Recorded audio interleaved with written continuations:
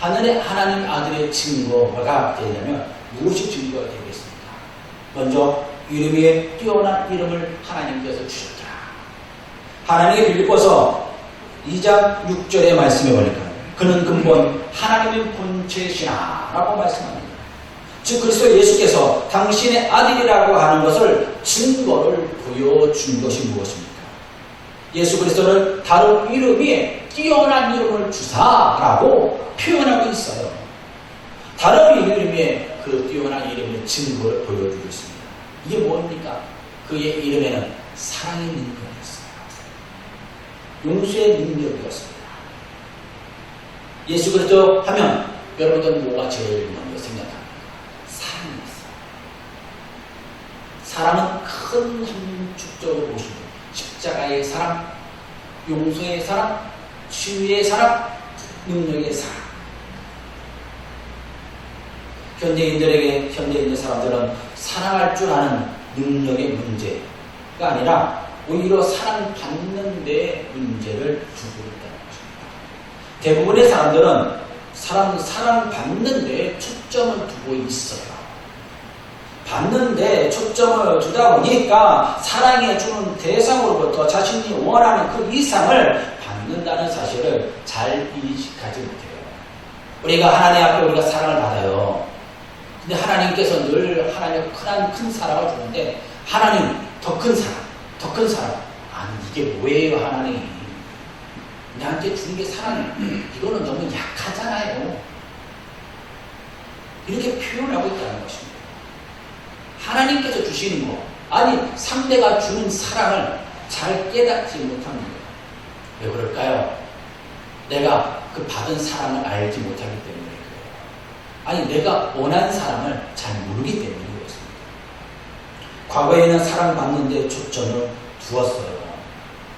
부모님이 또한 경제적으로 풍족하지 못하였어요.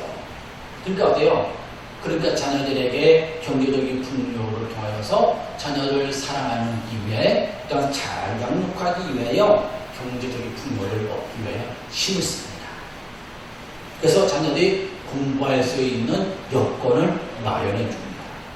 먹고 사는 문제를 해결해 줍니다.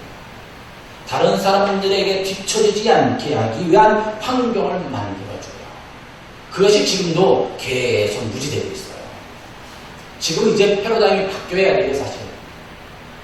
이제는 받는 것에 초점을 두는 것이 아니라 주는 것에 초점을 두어야 되는데 아직도 받는 것에 초점을 두고 있어요. 그러니까 자녀들이 오히려 어때요? 이 자녀 부모로부터 과거에는 어때요? 늘 받는 것, 부모님으로부터 많은 걸 받았어요. 근데 경제적으로는 어려웠지만 정서적인 안정감을 많이 얻었습니다.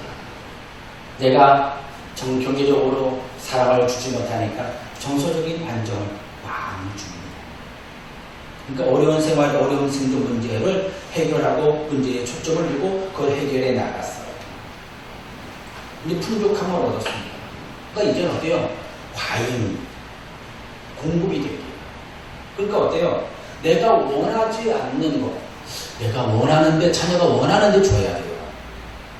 먹을 것을 물을 마시고 싶다면 어때요? 물을 줘야 돼요.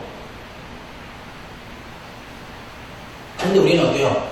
물을 달라고 하기 이전에 물을 부모님이 줍니다. 용돈을 달라 필요하다고 요청하기 이전에 용돈을 줍니다. 그것도 자녀가 생각하지 못하는 용돈을 줍니다. 그러니까 어때요? 이제는 부모님이 주었던, 과거에 주었던 용돈은 용돈이 아니에요. 푼돈입니다. 더 과잉, 충성한다는 것. 더 많은 것들 원해요. 당연하게 생각합니다. 근데 당연한 게 당연합니까? 여러분들이 부모님에게 받은 사랑 당연했습니까? 여러분들이 자녀들에게 주는 사랑 당연합니까? 여러분들이 또한 부모님을 섬기는 게 당연합니까? 사실 당연하지 않아요. 이게 당연하지 않은데 당연하게 생각하는 데서 오류가 생겨요. 자신만 원함에 중독됨으로 자기 존재를 대해서 초점을 두기 때문에 잠시 중심적으로 생활하기 때문에 가정생활에는 별 문제가 없으나 그때 언제는 자기 중심적으로 생활하다 보면은 가정에서 시작하여서 사회에 나가서 어려움을 느낍니다. 아니 가정에서는 별 어려움이 없어요. 부모님이 다 해줍니다. 사회에서는 어때요? 다 해주니까 원하는 대로 다 해주지 않아요. 규칙이 있습니다. 사회에 나가면 부모님이 아니에요. 회사의 상급자들이 사수가 부모님입니까? 아니에요. 그렇지 않아요. 그러니까 어때요? 거기에서 어려움을 만나고 갈등을 겪고 거기서 사는 반대의 문제가 생깁니다.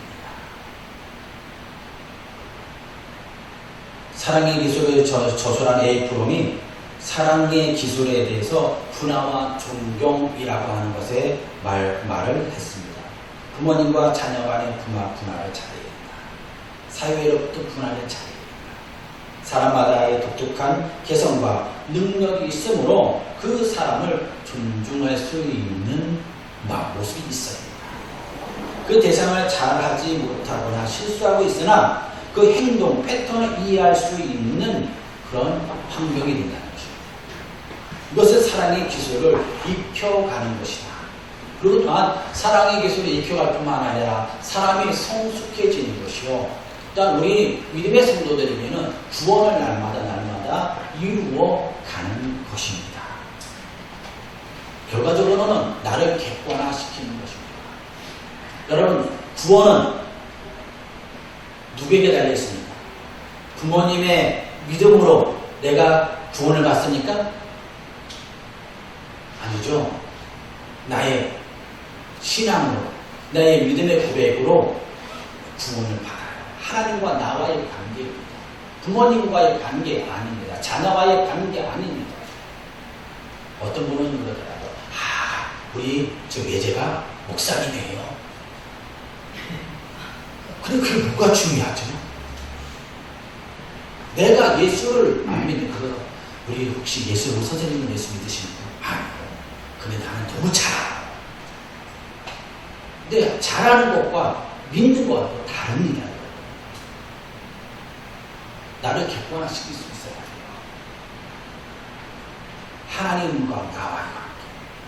또한 내가 사람과의 관계를 객관화시키는 것이 성숙해지는 것입니다. 누구를 의지하는 게 아니에요. 하나님과 나와의 관계를 끊임없이 하나님과 살아가는 것입니다. 이것이 바로 하나님께서 우리들에게 주시는 삶의 능력이라고 합니다. 그리고 두 번째로는 그리스도의 사랑이라고 합니다. 십자가의 사랑. 그리스도의 사랑은 십자가라고 띄워놓을 수 없어요. 이름 위에 뛰어난 이름을 우리에게 주셨어요. 그래 당신의 아들 예수 그리스도를 주셨는데 그 이름이 뛰어난 이름을 능력은 어디서 나타나냐? 십자가를 통하여서 나타납니다. 십자가를 통하여 자신을 낮추심으로 자신을 진정으로 신성 하나님이 되심을 공유하고 있음을 설명해 주고 있어요. 자신을 낮추는 것은 인간의 본성의 개념과 반대되고 있어요. 사람들은 타인으로부터 어때요? 늘 사랑받고 인정받는 것을 원해요. 자신을 낮추는 것이 아니라 자신이 높아지기를 원합니다. 오히려 부정적인 관심을 얻는다는 것입니다. 높아지려다 보니까 잘 관심을 받지 못해요. 인정을 받지 못합니다. 그러니까 어떻게 해요? 어떻게든 인정을 받아야 돼요. 그러니까 부정적인 관심을 얻어서라도 관심을 얻고 싶어 합니다. 정치인들은 어때요? 언론에 내 이름이 나와야 된다고 합니다. 그리고 어때요? 조준지, 더 나쁜 이슈든지 언제든지 내 이름이 뉴스상에 나와야 돼요. 뉴스상에 나오면 어때요? 좋아합니다. 나를 낮추는 거 용납하지 못합니다. 받아들이지 못해요. 이건 인간의 본성과 달라요. 그러나 예수 그리스도는 십자가를 통하여 자신을 낮추셨어요. 얼마나 낮추셨느냐? 죽기까지 낮추셨어요. 이것이 신성이 갖고 계시면서 사람으로서 이 땅에 오셨다는 것입니다. 스스로 피조물이 되었을 뿐만 아니라 자기 낮추고 세상의 판결에 복종하였습니다. 산헤드린 공회의 판결을 복종하였고 빌라도의 재판을 복종하였어요. 정말로 맞지도 않은 재판이었어요. 짜여진 재판이었어요. 지금 어때요? 만약에 짜여진 재판을 하면 지금 어때요? 데모를 합니다. 항소를 합니다. 이거는 아닙니다. 재심 청구를 또 합니다. 그러나 예수님께서는 그냥 거기에 복종하셨습니다. 그리고 십자가에서 죽으셨어요. 예수 그리스도께서는 세상의 왕처럼 왕권을 사용하는 것이 신권을 사용하지 않았어요. 하나님의 아들이라는 것을 충분히 증거를 삼을 수가 있었습니다. 그러나 예수 그리스도는 그 방법을 사용하지 않으셨습니다.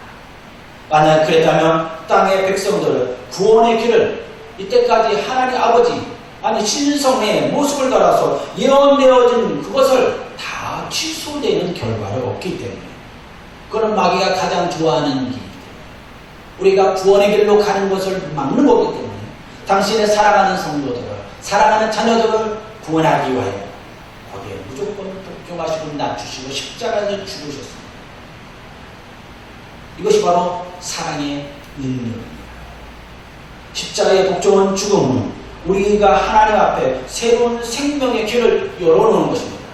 죽음으로 끝났다면 끝났겠죠. 그러나 우리가 그 안에서 십자가에서 닫혀진 문이 구원의 문이 열리고 새 생명을 얻게 되었습니다. 구원의 문이 활짝 열렸어요. 이것이 바로 십자가의 사랑입니다.